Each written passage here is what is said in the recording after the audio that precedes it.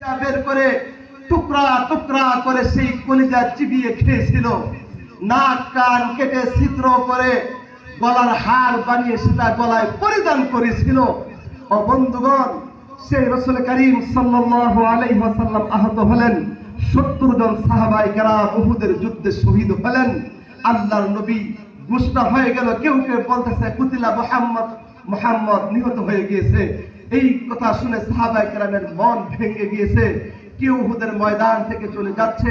এইভাবে চতুর্দিকে খবর ছড়িয়ে পড়তেছে। এক মহিলা সে দৌড়ে আসতেছিল উহুদের ময়দানের খবর নিতে। সাহাবায়ে কেরামের সাথে সাক্ষাৎ। হে নারী, কোথায় যাও? দুনিয়ার নারীরা শুনে রাখো, আল্লাহর নবীর প্রতি নারীদের কি ভালোবাসা ছিল, মহব্বত ছিল। সেই নারী দৌড়িয়ে যাচ্ছে উহুদের ময়দানের দিকে। সাহাবায়ে কেরাম বলতেছে, হে নারী, উহুদের ময়দানে গিয়ে তো কোনো লাভ নেই। আমরা উহুদের ময়দানে দেখলাম তোমার স্বামী উহুদের ময়দানে যুদ্ধ করতে করতে শহীদ হয়ে গিয়েছে। সেই নারী বলতেছে যে আমার স্বামী উহুদের ময়দানে কি হয়েছে না হয়েছে জানতে চাই না, তোমরা আমাকে বলো আমার নবীর অবস্থা কেমন আছে। এই কথা বলে সে আবার দৌড়াইতেছিল।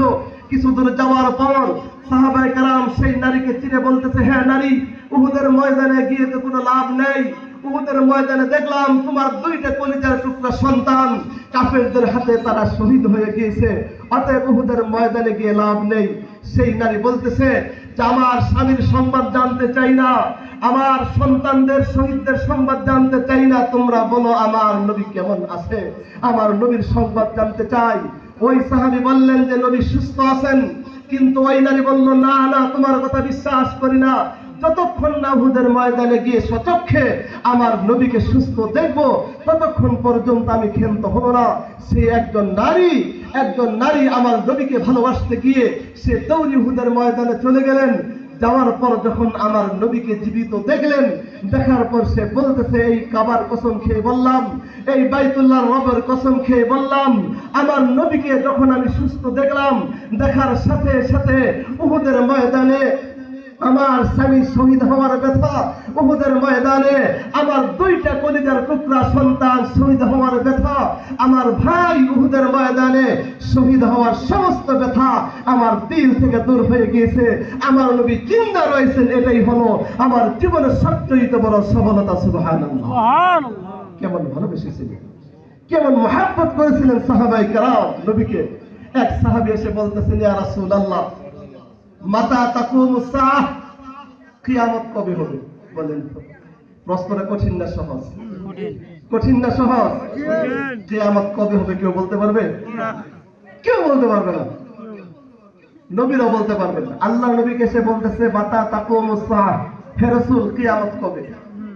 নবী উল্টা প্রশ্ন করলেন যে কিয়ামতের জন্য তুমি কি কি আমল প্রস্তুত করছো? মনে হয় আমল অনেক করে ফেলছো, কিয়ামত হয়ে যাবে সাথে সাথে জান্নাতে চলে যাবে। ওই সাহাবী বললেন, ইয়া রাসূলুল্লাহ, ইয়া হাবিবাল্লাহ, আমার জীবনে তেমন কোনো আমল নেই যে আমল দিয়ে আমি জান্নাতে চলে যাব।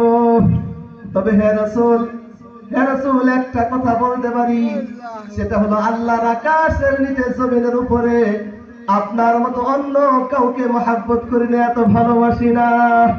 ইয়া রাসূলুল্লাহ, ইয়া হাবিবাল্লাহ, নিজের জীবনের চাইতেও বেশি মহব্বত করি, বেশি ভালোবাসি আপনাকে। আমার রাসূল তখন বলেছিলেন, হ্যাঁ সাহাবীরা শুনে রাখো, আল মারউ মা মান আহাব্বা, এই দুনিয়াতে যে যাকে ভালোবাসবে হাসরের ময়দানে সে তার সাথেই থাকবে। আব্দুল্লাহ ইবনে মাসউদ বলেন, ও নবীর সাহাবীরা শুনে রাখো, আল্লাহ নবীর সাহাবীরা নবীর অন্য কোনো কথা শুনে এত খুশি হন নাই, এত আনন্দিত হন নাই।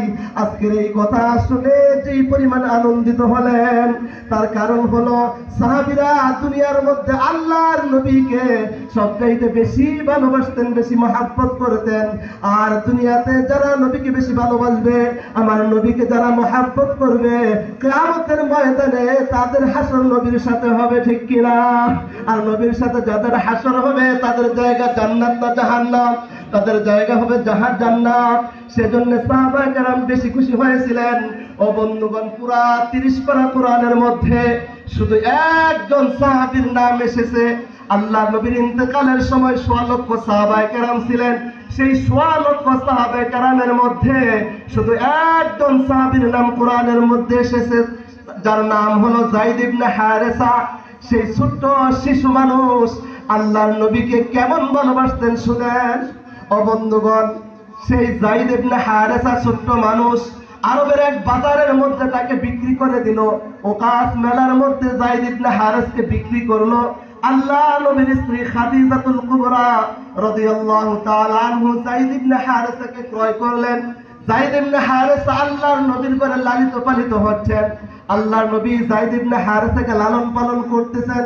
দীর্ঘদিন পরে যায়েদ ইবনে হারেসার বাবা এবং চাচা আসলো আমার নবীর দরবারে। এসে বলতেছে, হে মুহাম্মদ, আমরা তো আপনার অনেক প্রশংসা শুনেছি, আপনি খুব ভালো মানুষ। আপনার কাছে যদি কোনো বিষয়ে দাবি করা হয়, আপনি সেই দাবি প্রত্যাখ্যান করেন না। আমাদের দাবি হলো আমাদের হারানো সন্তান, আমার কলিজার টুকরা যায়েদ দীর্ঘদিন যাবৎ হারিয়ে গিয়েছে, তারা তালাশ করতেছে, খুঁজে পাই নাই। যখন জানতে পারলাম যায়েদ আপনার দরবারে, আমরা তাকে নিতে এসেছি। আপনি মেহেরবানি করে আমাদের সঙ্গে আমাদের সন্তানকে দিয়ে দিন। দীর্ঘদিন